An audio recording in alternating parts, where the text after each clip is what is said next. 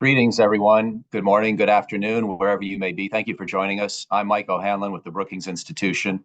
I have a distinct honor and privilege today to be moderating a panel to discuss European security, focusing on the United Kingdom's recent strategic defense review. And we have two of the three chief authors of that report with us today. And I'll introduce them in just a moment, as well as my colleague, Tom Wright, who will, along with myself, join the conversation in a broader discussion of European security. We'll begin, as I say, with the United Kingdom's recent release of its strategic defense review, a major and historic study, really, that looks to take stock of where the United Kingdom is and where European security and global security are at this point in world history, and decide how the United Kingdom should best respond to the challenge before us. The timing is excellent for a number of reasons, including that next week NATO will convene at The Hague for an annual summit. And of course, the moment is very important in regard to how NATO is planning its own forces, how NATO is trying to address the burden sharing question, as well as challenges from new technologies, and not least Vladimir Putin's Russia. So let me begin with a little bit of an introduction and then explain how we'll proceed, and then turn some questions over to the panelists. We are truly honored today to have Lord George Robertson join us. He hails from Scotland and hence is Lord Robertson of Port Ellen. He was a member of parliament in the United Kingdom. He was Secretary of State for Defense under Tony Blair. He became NATO Secretary General thereafter, and he has been a major force in intellectual and strategic circles ever since on matters concerning British, European, and NATO and world security. So we're truly honored to have George Robertson with us today. One of his co-authors on this UK Strategic Defense Review, acting in her own capacity in that role, was our great Fiona Hill, my colleague and Tom's colleague at Brookings, where she is a senior fellow.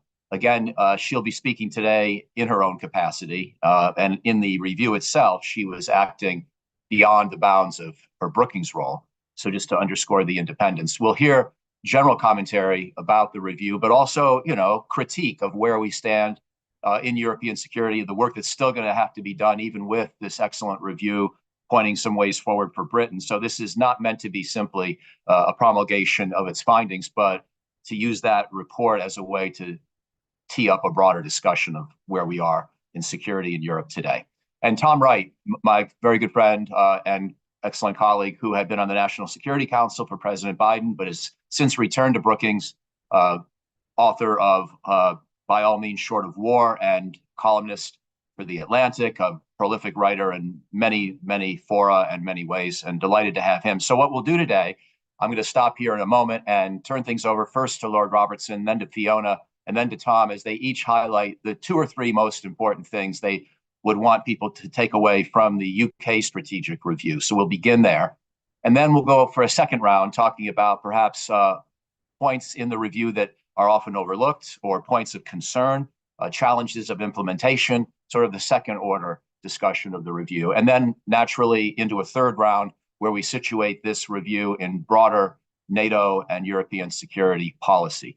So let me just, before turning the floor to Lord Robertson first, let me remind folks you can find this review on the web under UK Strategic Defense Review.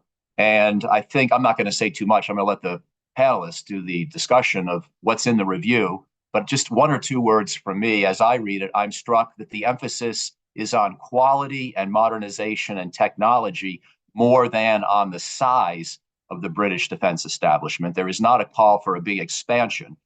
There is a call for more resources, and Fiona and Lord Robertson actually in their preface, their own personal preface with General Richard Barron's, talk about the desire to keep pushing the British defense budget upward, although that will be a gradual and ongoing process. And so these are some of the big themes. There's an emphasis on cyber, an emphasis on surface-to-surface precision missiles, an emphasis on drones and robotics, modernizing the British forces more quickly based on lessons we're learning from the Ukraine battlefield and beyond. So again, I think if there's one overall theme that jumps out at me, it's the emphasis on quality and technology rather than size.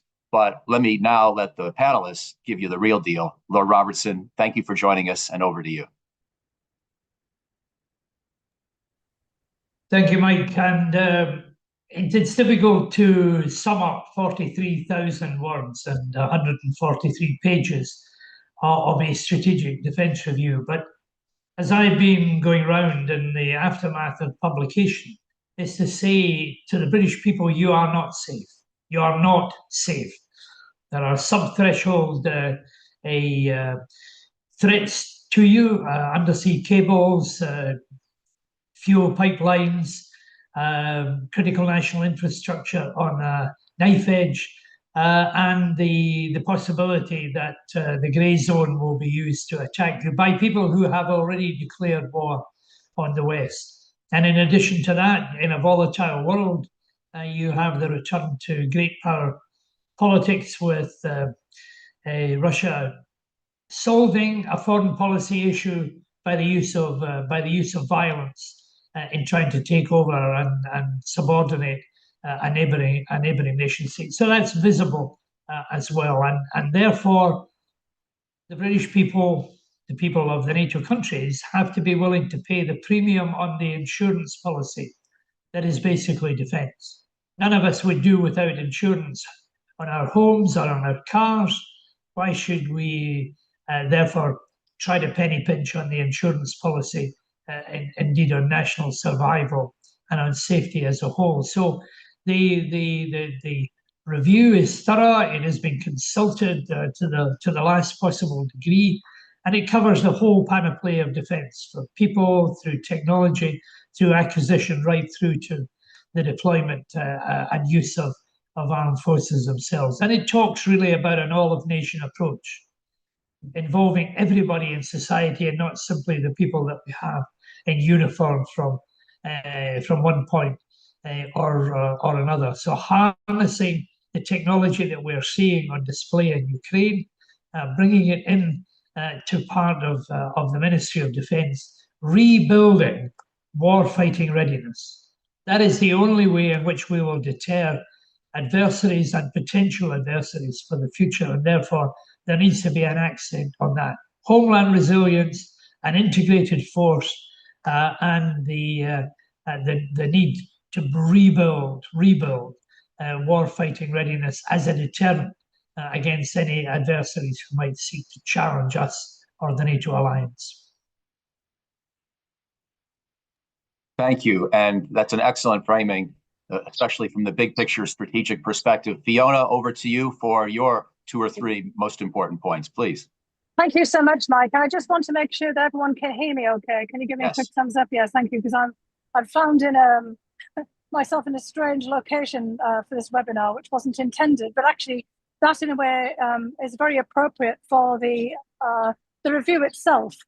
Because what we were looking at in the review was the fact that the United Kingdom, like many other European nations, and in fact also the United States, was postured for a very different environment in the post-Cold War world. We didn't anticipate that we would be dealing again with major state conflict, and especially a full-on land war on the European continent, which is, of course, what we have in the case of Russia's invasion of Ukraine. This is the largest military operation in Europe since World War II, a phenomenon we thought that we would never see again. And so the United Kingdom's armed forces were very much postured, as George has already, essentially laid out, for expeditionary overseas operations, and overseas meaning even beyond Europe, beyond the idea that there might be some kind of intervention of the kind and nature that we saw in the 1990s in the Balkans, for example. So again, there wasn't an expectation that the country would have to be ready for the kinds of circumstances that we're dealing with now. And of course, it isn't just about Russia's aggression against Ukraine and the Russian invasion of Ukraine. It's also how we see the larger strategic developments playing out. I mean, we're of course now on what looks like the verge of, and we're already in the middle of it, a major conflict between Iran and Israel. The Middle East has been in turmoil for a large period. We have wars in Africa and elsewhere. And we're now definitely in a situation in which we can expect conflicts to keep increasing unless we can find some recipe and some formula for being able to push back against these and to deter them, also through collective action. So the other important element of this is that the report does not focus on the UK alone. It looks very much at the idea of the UK working with allies, including the United States, but recognizing that that's has shifted quite dramatically. And I think we can talk about this as we move on. there is an emphasis on NATO first, but thinking about building up the European pillar of NATO, which is relevant for our discussion today ahead of the NATO summit. And of course, George Lord Robertson was NATO Secretary General back in the day, as well as Defence Minister of the UK. So we were thinking about it in that context. But I think the main innovation here, beyond recognizing the need for an integrated force, the digital age that we're dealing with, and the return of major state conflict, is that the homeland of every country, the US included, not just the United Kingdom, but every European country is under threat, and the kinds of challenges that George laid out. And Article 3, of course, of NATO necessitates NATO members of being able to defend their own homeland. So that is actually a pretty key element of this report. It's the kind of approach that we've seen other European countries like Finland, Norway, Sweden, particularly our Nordic and Scandinavian and Baltic friends already pay attention to. And then it's that emphasis on collective security after that. We haven't negated the UK's broader, larger international commitments, because the UK obviously has a rather unique role in having a number of overseas territories and bases. But we're really, in the report, bringing things back to the arena that we're all talking about here, which is European security and NATO. And the critical national infrastructure is a major part of this. Excellent. Thank you. Tom, over to you for your 2 or 3 big picture impressions of the report before we go to another round that gets a little more granular.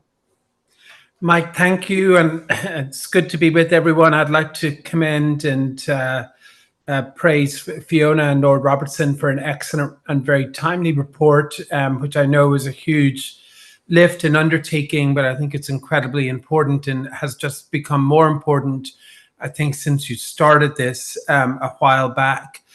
To me, I think the report does a great job of addressing or prescribing a pathway forward in the light of 3 sort of major changes. The first, as Fiona mentioned, is Russia's invasion of Ukraine, the return of a major land war to Europe, and really an intensification of strategic competition and a return of war and conflict in many parts, of the world. We're in a very, very different environment than we were, 10 years ago, let alone in the 1990s. And I think the report is incredibly important in dealing with that. The second issue, which I'm sure we'll talk more about, is just what we're seeing in Ukraine and in the Middle East on the changing nature of warfare. As Israel's operation last week, Ukraine's spiderweb operation a few weeks ago, I think are just the beginning of a fundamental transformation in conflict away from more traditional operations toward drones, toward using new technologies, including artificial intelligence, to launch audacious attacks. And then the final piece, which obviously isn't a major part of the report, but I think is the backdrop, is what's happening in the United States and the US sort of pulling back from European security and wanting Europe to take more of a role. So I think that's what the report, I think, is dealing with. What I liked, Mike, specifically about what it said was, I think, the focus on hybrid and the focus on a whole of government, whole of society approach, understanding that, the homeland or the domestic front, the home front, is sort of vulnerable because of these new technologies, especially the drone piece. And then secondly, what I liked was the emphasis on, more spending, obviously building up, but particularly on munitions and drones, and understanding that, the technologies are changing, so we can't just rely on tanks and other heavy vehicles. And we have a munitions deficit, and there needs to be a build-up of the defense industrial base. So I'll leave it there, but I'm looking forward to the conversation.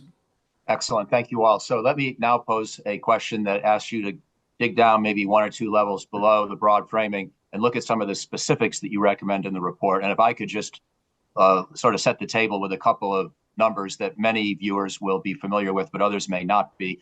Today's British Armed Forces are in the ballpark of 135,000 active duty personnel across all the services, and then another 35,000 or so reservists of one type or another.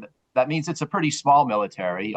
Certainly by comparison, even with with France and Germany, or with Britain's past, and only 1/10 the size of the American military, even though Britain has 1/5 the population of the United States. And so that's just to set the table on where we are as a starting point. And the British defense budget is about 2.3% of gross domestic product, about 1% less than the United States, and also quite a bit less than NATO appears poised to recommend or to require at its summit next week. And so those are some of the big picture numbers that folks may want to have in their sort of working memory as we have this discussion. But the question I would want to put to you all is, out of the various specific recommendations in the report, what jumps out at you the most in terms of specific areas of investment, specific areas of effort? I mentioned surface-to-surface missiles, putting drones on aircraft carriers, trying to make the Army more lethal but not make it bigger.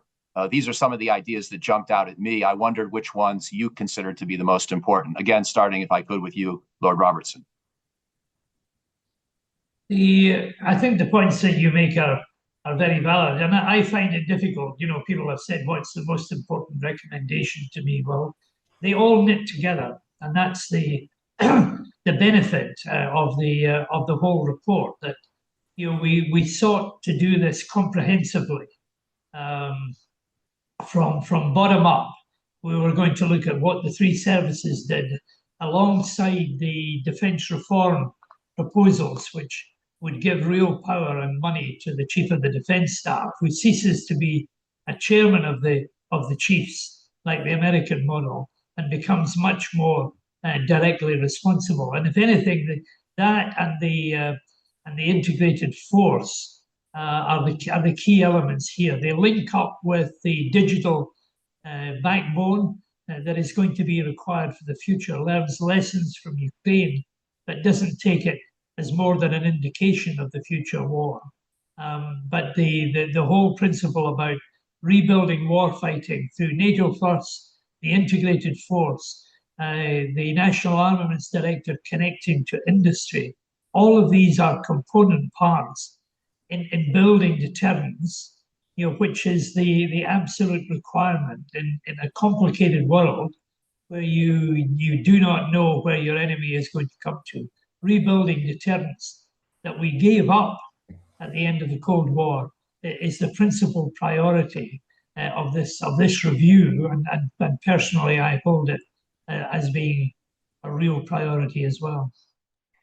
Before I go to Fiona with the same question, could I ask you, Lord Robertson, for just a little more detail? You being Scottish, of course, makes this more appropriate even to ask about the nuclear and submarine emphasis in the report, which I did think was striking. It was prominent. It was interesting. It seemed like you had identified a priority in that area. And the related question is, what fraction of the British defense budget is devoted to the nuclear component of the armed forces? If I could press you on that a little bit, please.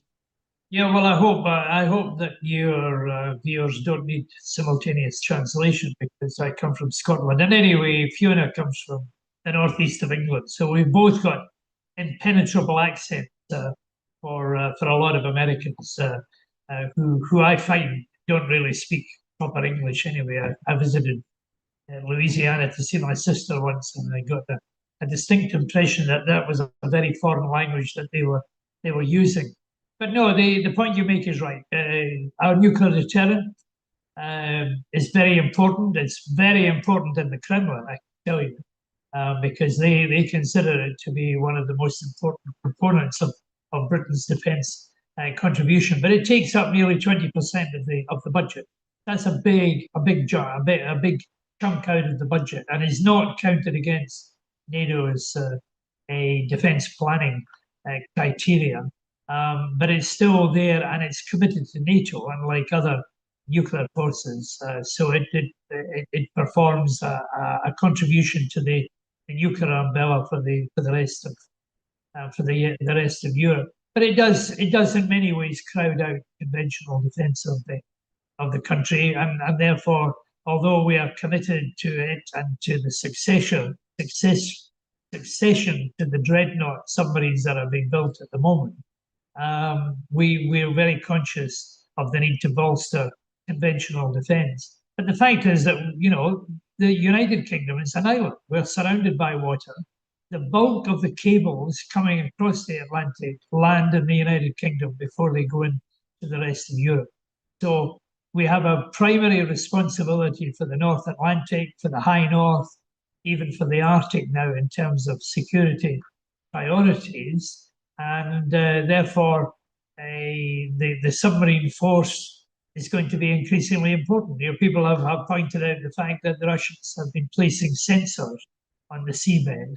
And we've already seen these shadowy cargo vessels dragging their anchors in the area where cables are being laid. So there is a priority built into the review in terms of the warfighting readiness, making sure that Britain has got that absolutely tight. Thank you very much. Fiona, over to you for some of the specifics that you consider the most important in the report. Well, I think that George has highlighted the main one of the importance of the integration of the force, which was something that had been underway for a while, but that the Strategic Defence Review gave a special impetus to, creating a clear line, not just of command, but of decision-making, which is very important, setting up of a strategic military headquarters, as George mentioned, the National Armaments Director, who will be able to make key procurement decisions. I mean, one of the things actually I think shocked all of us the most was how long it took from a request for proposal for a project to the actual implementation of a project, from innovation all the way through to application. A minimum of 6 years in some cases, which was a little startling. And of course, we've seen from the battlefield in Ukraine that you need 6 minutes, 6 days, 6 weeks, to be able to turn things around. And again, Ukraine is the last war in many respects when you start looking at these kinds of issues, but you know that you have to be as adaptable as possible and to keep up with the pace of innovation, which is not just coming, of course, from Russia, because Russia is also picking up on innovation from Iran and from China and, from all other countries, but that, a country has to be able to make decisions and be decisive about the implementation and to be able to shrink those timelines. That was really very important. But look, I think the other crucial element about this is the whole of society approach to this.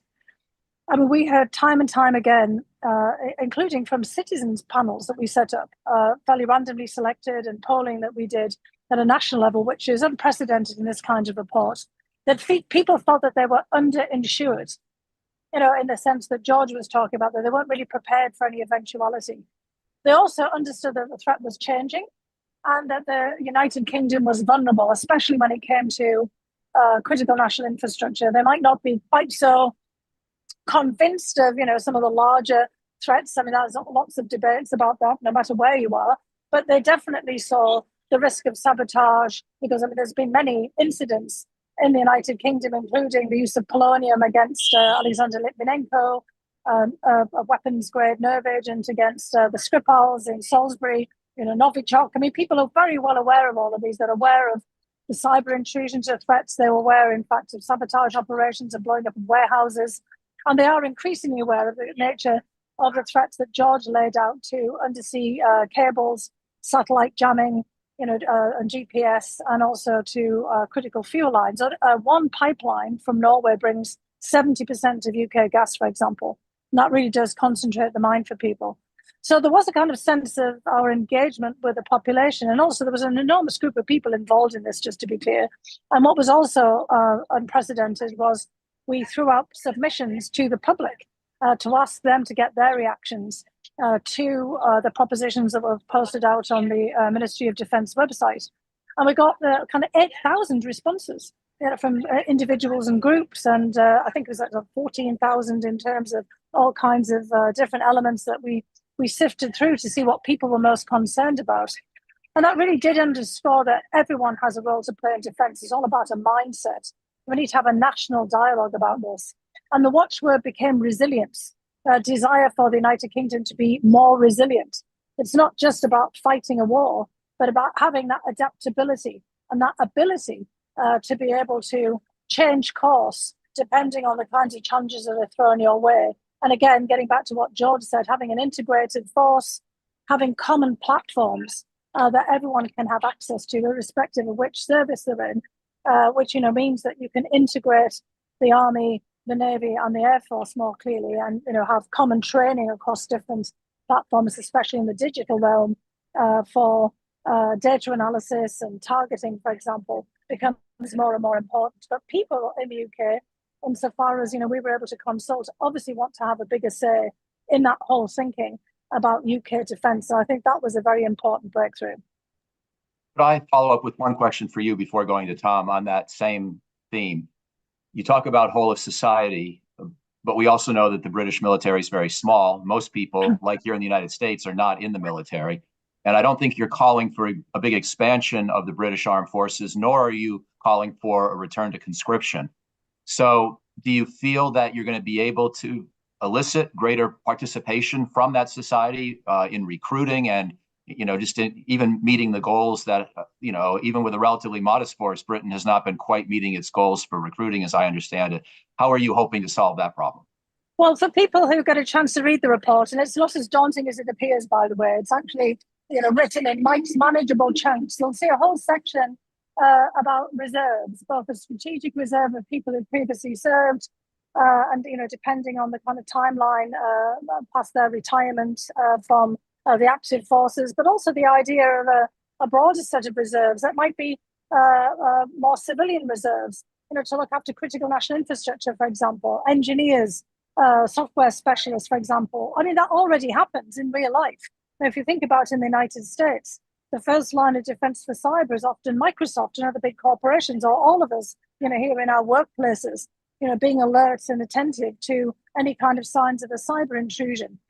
We also were thinking about cadets and expanding the groups of younger people who might be interested in the military and in the training that it offers in schools, for example. Putting more of an emphasis on upskilling and training in schools, which is already part of a major debate in the UK.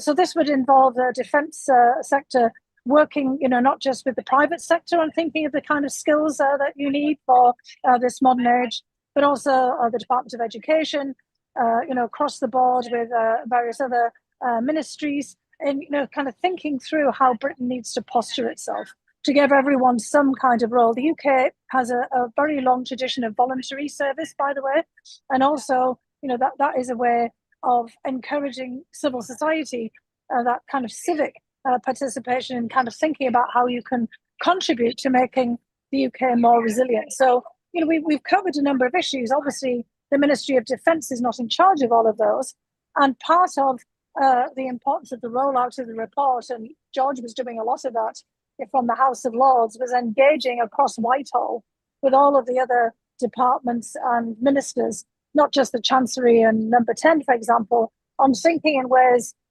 in which the Ministry of Defence could be, working with them more closely, transportation, education, health services, because military medicine depends heavily on the National Health Service, for example. So all of these had to be considered. Thank you, Fiona. Tom, over to you for your takeaways and big picture observations, but also, again, one level down of granularity from the original intervention. Yeah, thanks, Mike. I mean, one prism through which I've sort of looked at this has just been through the prism of, working on assistance to Ukraine over the last 3 years, very closely with the UK, obviously on that. And one of the things that I think is a core sort of takeaway is just that we didn't have, enough stuff. The way in which munitions were expended in that conflict was more rapid, I think, than anyone, anticipated.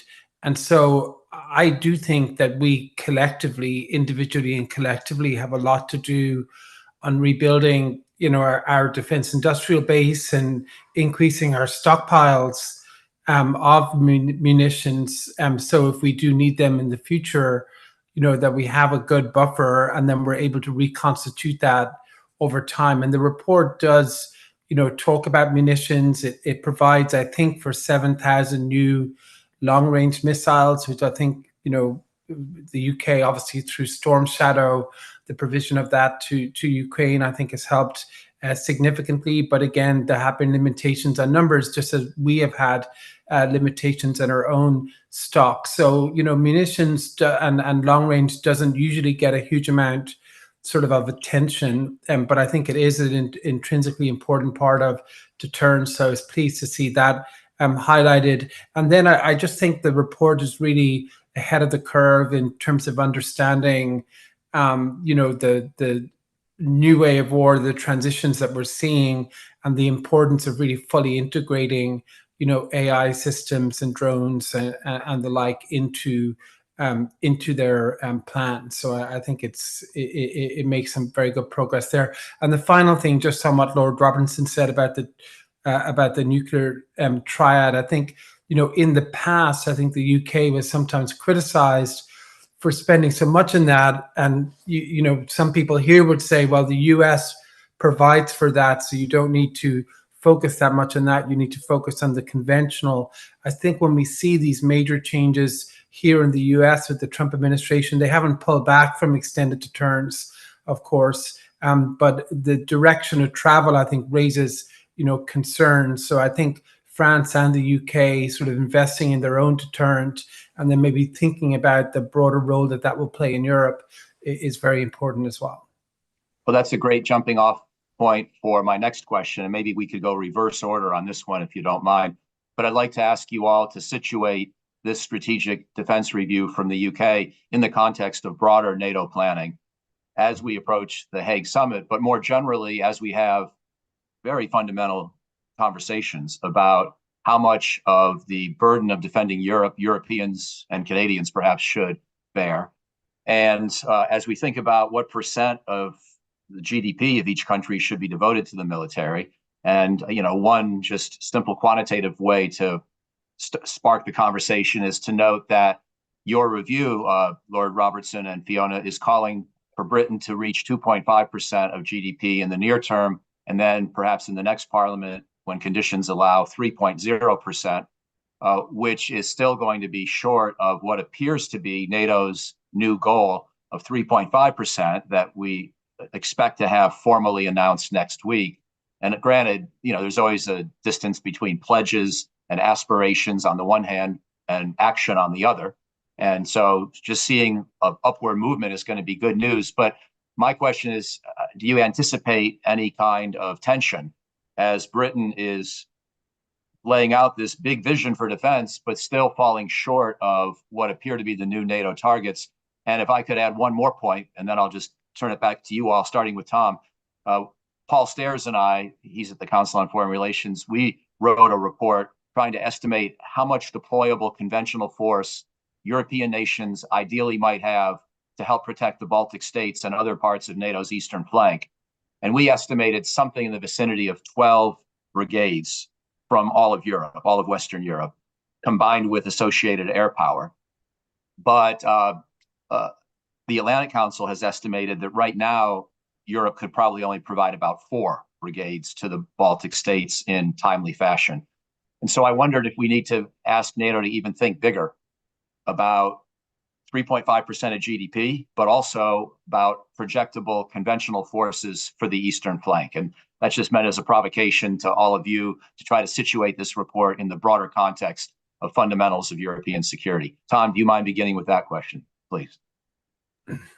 Yeah, I'll let Lord Robertson and Fiona deal with the UK specific spending question part, but I would just say, look, I think we're at a moment where everyone sort of agrees in Europe that Europe needs to do more. There's commitment to those larger, defense spending numbers. The time frame shifts a little bit, but there is broad commitment to that, and there's a willingness to engage with the Trump administration on how to make this work, and they're very keen to keep the US involved. So I think that is, that is sort of the, just as a level set, I think everyone is sort of on board, generally speaking, with that, and the summit probably will certainly amplify all of that next week, and it will hopefully go fairly positively. But I think it gets much more difficult from there, right? Because firstly, even if you spend quite a lot, there's just an enormous amount of room to make up. And if you just look at the defense industrial base side, Europe doesn't have the capacity to be able to do the type of things, Mike, that you were mentioning, and being able to deploy brigades to the Baltics in a short period of time. These are very politically difficult questions, and I don't think in the United States or in Europe there is sort of the level of urgency that we would have here in this panel, or people would have in the foreign policy, national security community overall. And so asking people to endorse, in some cases, not quite a doubling of defense spending, but very significant sort of increases, I think is going to be politically hard. It's important and necessary, but it will be very politically difficult. And then, we are likely to see just a continued deterioration in the security environment, which may obviously add impetus to those efforts, but will also create daily challenges for the governments to respond to that will complicate their longer term plans. So I think it's going to be a pretty bumpy road. That's why I really hope that the United States remains fully sort of engaged in Europe and views this as a glide path to try to get Europe in a more, self-reliant position. But I don't think we know that with confidence at the moment, given where things are here. Thank you. Fiona, same set of questions to you, if I could, to put this UK review in broader context. Well, look, I think that in actual fact, there is a sense of urgency, particularly in some quarters, about all of these issues beyond, kind of all of us. And that was reflected in many of the interactions that we as the review team had with counterparts across Europe.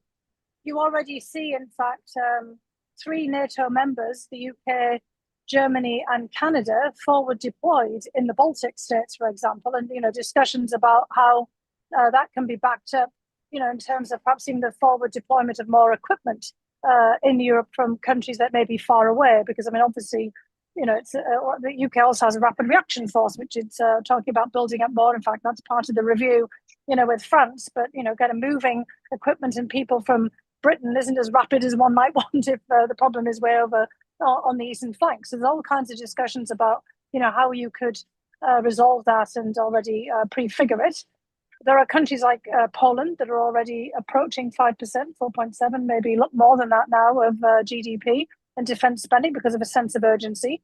Obviously, Finland, Sweden and Norway have been revisiting all of their resilience and defence plans. The Baltic states are doing the same, because the closer you are to Russia, the more sense of urgency that you have. And also seeing Ukraine as the front line for their own defence, not just, kind of how they defend their own territory. So there are countries that are already deeply engaged in thinking about this. And the United Kingdom has a leadership role in a sub-NATO regional military configuration, the Joint Expeditionary Force, the JEF, which is the Nordic, Baltic countries and the United Kingdom. And there's been a series of summits of the JEF states discussing all of these issues. And there are lots of initiatives now, because I think, what Tom has said, and George, I'm sure, will pick this up in more detail, about the public side of spending is an obvious constraint. But there's one of the big issues in the report was how to reinvigorate and re-encapsulate and refocus and reframe the public-private relationships, and how to have a different relationship with industry and also the private sector in terms of private capital. Discussions about creating defence banks or defence funds, for example. Those are extant in Europe right now. The Scandinavian countries, for example, have a lot of wherewithal to set up funds, private funds, that could be invested in the defence sector. It's likely, of course, that US firms defence firms will want to participate in these kinds of funds too. We shouldn't obviously rule those out. So there's a lot of discussion about how to address this very issue that Tom quite rightly underscores. So it's not that I'm wildly optimistic, but I'm a bit more hopeful that action is being taken. And, we could see signs of that as we were moving through with the review. And of course, it's the UK government that made the decision to increase the defence spending to 2.5% and 3% as we were doing the report. George will tell you about the frame that we were given, which had a lot of constraints. But because of an increasing sense of urgency, the UK government, literally already bit the bullet and is engaged in much more discussions with its European counterparts. But I'll turn it over to George to give a little more detail on those points. Perfect. Lord Robertson, over to you, please. The whole question about money and the proportion of GNP that is spent on defence is undoubtedly going to be one of the central issues at the Hague summit. But actually, what matters is what the money buys. There are budgets that are 30% based on pensions, and that doesn't translate into capabilities. So readiness and equipment as a proportion of the budget have been brought in, over the years by Stoltenberg and others. And I know that Mark Rutte is going to demand much more quality of output than simply the inputs that are dictated by the amount of money spent. What I would worry about is lip service being paid to certain proportions and certain percentages. I know how difficult it was for Fiona and I to get to the point where our Minister of Finance, the Chancellor of the Exchequer, agreed to 2.5%. So that's up 0.2% in the year after next, and then 3% from the next Parliament. That was a Herculean task to do it, and it allowed us to finance the defence review as a whole. So what are countries like Canada going to do? Portugal, Spain, Italy, all of them are not even up to the 2% level that was dictated by the Wales summit 11 years ago. How are they going to get to the figures? And there's a great danger that a target is established and lip service is paid to it without it actually turning into real and genuine capabilities. It's outputs that matter much more than inputs. The worry will be that the Hague will be dominated by the American approach, the Donald Trump approach to the alliance as a whole, and he's only going to support countries that are actually spending the same money as that. And actually, the 3.5 plus 1.5 that's now being mooted is actually in excess of what America spends at the present moment. So there's a degree of unreality sometimes about the figures that are involved in it. And I hope, therefore, that Donald Trump, and I share three things with Donald Trump. We both have Scottish mothers. We were both born in 1946, and we both play golf. But I don't kid anybody on about my handicap. But I hope that he recognizes that NATO is a huge bargain for the United States of America. Because of the imbalance in NATO, it gives a leadership role to the United States that it wouldn't otherwise have. And the 500 billion a year that is spent by the European countries on defence magnifies the amount of money that America spends on defence. And by having disproportionate influence around the North Atlantic cable, it magnifies and exaggerates the influential role that they have. And no other country in the world has got 31 automatic allies sitting with you round a table every single week. And I think, most American administrations come in wanting to sort out NATO, and they all, when they sit round that table and look round the number of allies who are sitting there with them, and with them in times of peace and war, they realize how fortunate they are. And I think Donald Trump may well come to that and should come to that conclusion as well. Thank you. I wondered if anybody wanted to, I'm going to weave in a few audience questions here. I've already been doing so, in fact, and I want to thank those who have been contacting us because you've helped me frame my questions more effectively, but you can email to events@brookings.edu. Along those lines, Lord Robertson, maybe I'll begin with you to ask to specify a little further what you meant there at the end. I wonder if anyone else is sharing my hope, I don't want to say prediction, that Donald Trump is in fact starting to like NATO a little more than maybe he did 6 months ago. Because for one thing, to give credit where credit's due, I suppose, even though I don't much like his tactics, he does seem to be pushing the burden sharing debate forward in some sense, even if some of the numbers are unrealistic, even if there's too much fixation on percent of GDP, and even if the way in which he's threatened not to defend allies puts deterrence at risk and therefore is not something I would support. But nonetheless, is there a possibility that we're seeing the Trump administration embrace the idea of NATO a little more than it did just before or just after Inauguration Day? If I could start with you, Lord Robertson. Well, I hope so. It's as difficult now to see into the mind of Donald Trump as it is to see into the mind of Vladimir Putin.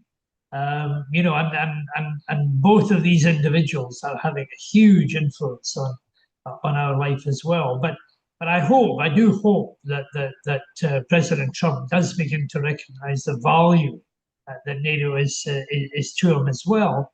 But he has driven the European allies, in combination with what Putin is doing in Ukraine, to recognize that they have to do more in their own interests, in their own security interests as a whole. But you know, one of the great problems, and this is the second broadcast that I've done today, you know, we're talking to ourselves. The people who are watching this program are all convinced that they all believe that we should be spending more money on defence. They all believe that defence is the ultimate insurance policy in a world of unprecedented upheaval. But that does not extend much outside that bubble. The raw opinion is that public opinion says, yes, spend more money on defence. But when you then say, where's it going to come from? That's when the consensus disappears. And the reality is that you know, people will have to be taxed more, or they will have to do without certain other elements. But that means, you know, what Fiona was saying already, that getting the message out to the general public is going to be hugely important. We had a general election campaign in the UK last year, which lasted 6 intensive, God-forsaken weeks, and there was no mention of defence at all. That was followed by a leadership contest in the Conservative Party.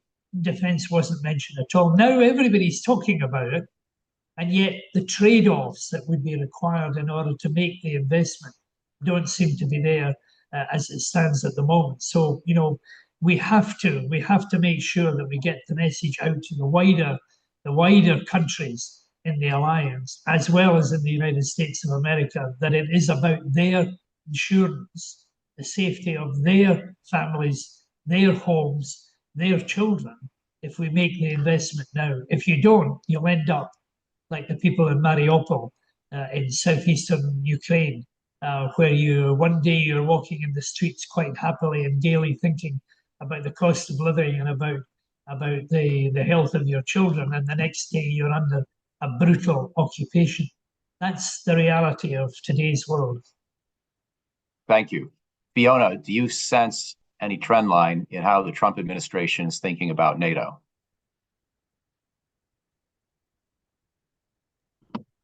Sorry.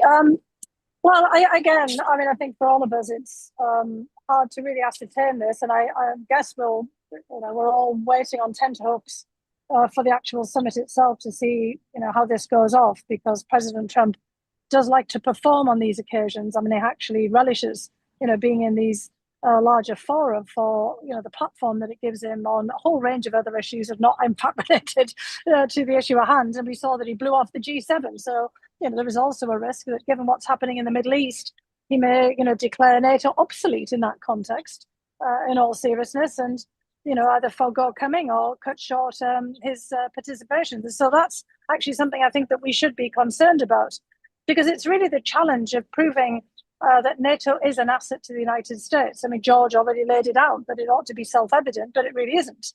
And that's been a problem since the first Trump administration, that the president thinks that NATO is a rip-off and that European allies are ripping off the United States. He said that over and over again. I mean, he's absolutely right that European nations, the UK included, needed to step up in terms of providing for their own defence and contributing more to a European pillar of NATO. And that's absolutely, something that is on the cards for this NATO summit. But, I don't think it is the case, beyond members of Congress and the Senate as well, that a majority of people in the United States have really thought about what NATO offers for the United States. Clearer during the Cold War, but the threat environment is so much more diverse. The debates about China and Asia and the rise of China as a military and nuclear threat, the discussions of wars again in the Middle East and elsewhere, and NATO's relevance, these are all still going to go on. So, I think the biggest point here is for European members of NATO and Canada, those that are committed to the collective defence that is within this alliance and that see the necessity of this, to really kind of step up and to take NATO seriously in the way that we've all aligned here as well. Not despite the United States, but in spite of some of the debates that are raging here. But the one big thing is to make sure that we don't have a rupture with the US. And I'm sure that this is something that Tom would talk about as well. I think for everyone, having a complete rupture with the United States, a kind of a swing to the other side where European and Canadian members of NATO think that it's best to move on absolutely 100% without the United States would also be a mistake. Tom, any thoughts, please? Yeah, I guess, Mike, I would like to agree with you, but I sort of don't.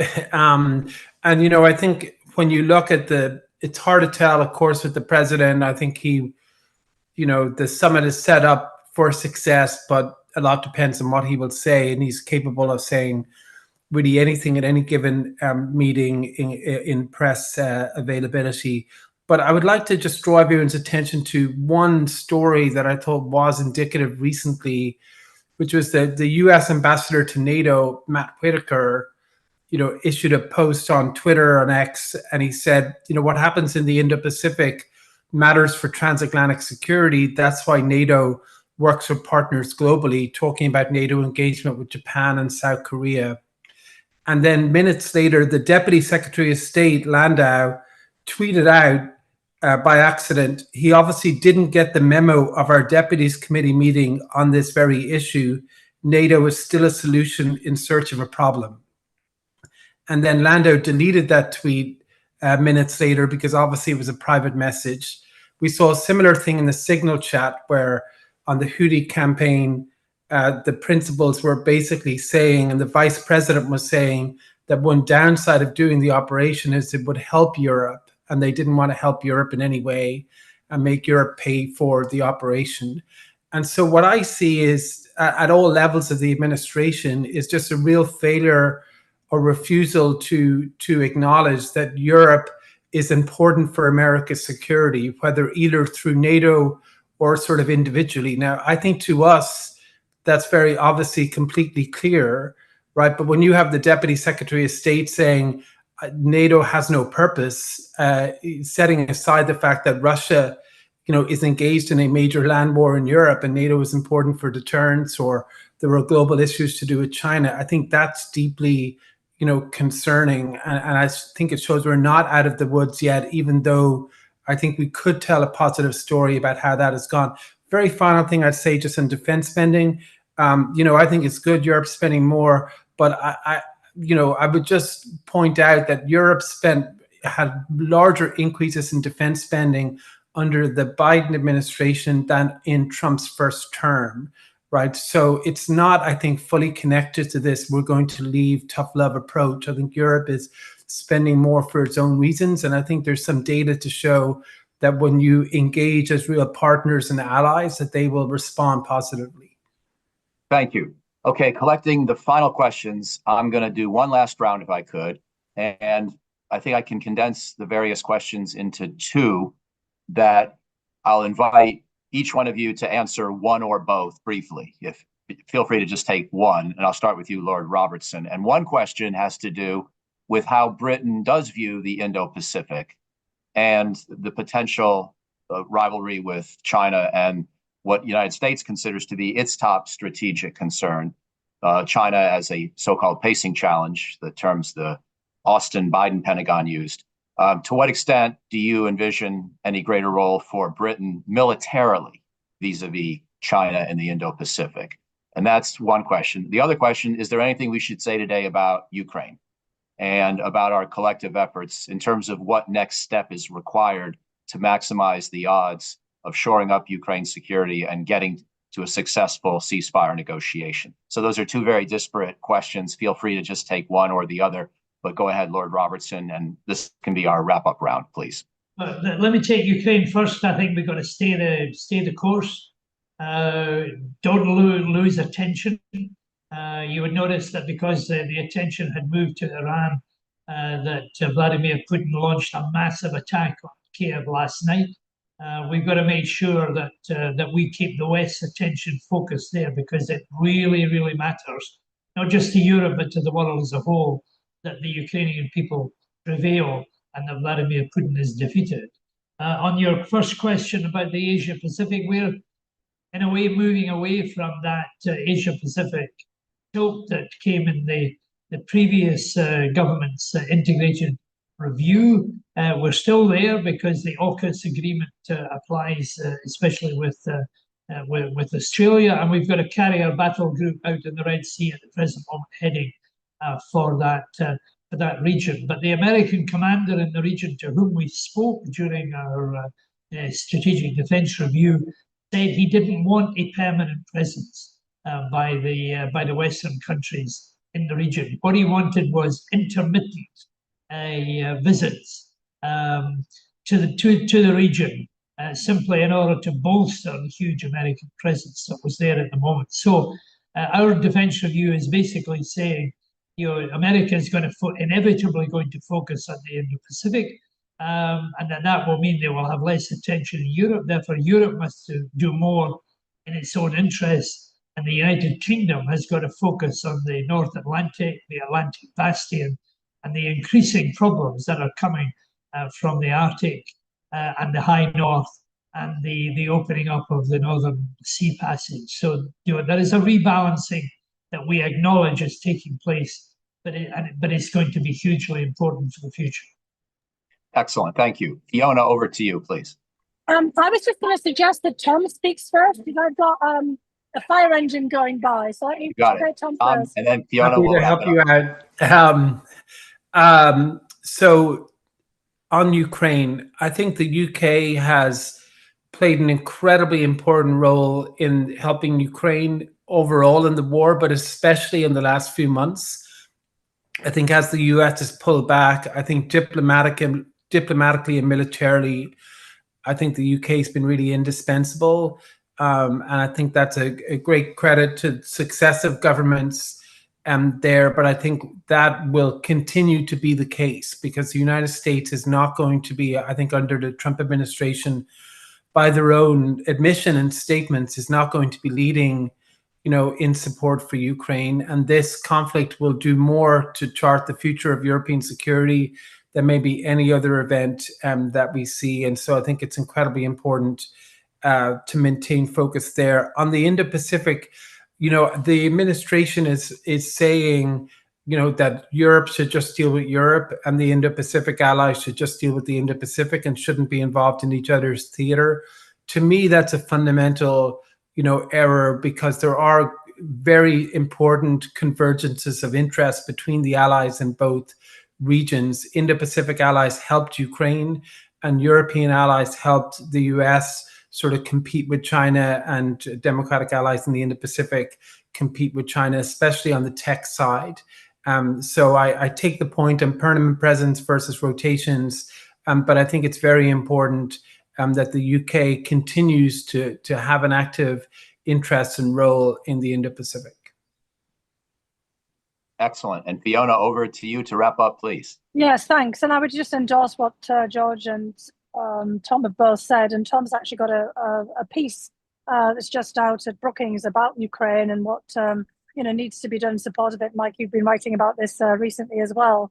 But I think the main point at this stage is to deny Putin a victory, to deny the goals. That's what George means by defeating Putin. It's more defeating his ability to use force and violence, basically to extend Russia's control over Ukrainian territory. And I think that the European states around Ukraine, including those of the members of the Joint Expeditionary Force that I mentioned before, the UK has played a very important leadership role, all have something to contribute here. And of course, the UK takes very seriously obligations that it undertook to Ukraine back in 1994 under the Budapest Memorandum, when we pushed Ukraine to divest itself of the nuclear arsenal that it inherited. We did promise Ukraine that we would be there in some fashion to support them if anything untoward happened, which is exactly what's happened. And I think just as we finish up here, that one of the key elements in supporting Ukraine is precisely countering nuclear proliferation. And as we see this conflict unfolding between Israel and Iran over Iran's nuclear arsenal, thinking about the longer term consequences of the acquisition of nuclear weapons, not just by Iran, but by North Korea and other states that might use them against their neighbors for coercive or all kinds of other purposes. I think we can see the importance just in that one element of continuing to help Ukraine hold the line. Ukraine might be in a very different position, might never have been invaded had Ukraine been a nuclear power at the end of the 1990s. So we have to bear that in mind. And I think that that's kind of part of the reason that the UK has stepped forward as one of the permanent 5 nuclear powers in the UN context. The UK and others have taken this responsibility very seriously. Thank you. This has been an excellent discussion. I've learned a lot, and I think it's setting us up for some pretty attentive watching next week as NATO convenes at The Hague. Fingers crossed that it goes well. Also, personal note, a quick thank you to General Chris Cavoli, who I think is nearing his end of tenure as Supreme Allied Commander Europe. And I'm very happy to see that it appears the Trump administration has decided that an American should succeed Cavoli in the longstanding tradition. But I want to really thank all 3 of you, Lord Robertson, Fiona, and Tom, for your expertise and your contributions today, and wish everyone out there a very good rest of the week and weekend. Signing off from Brookings. Thank you. Thank you. Bye.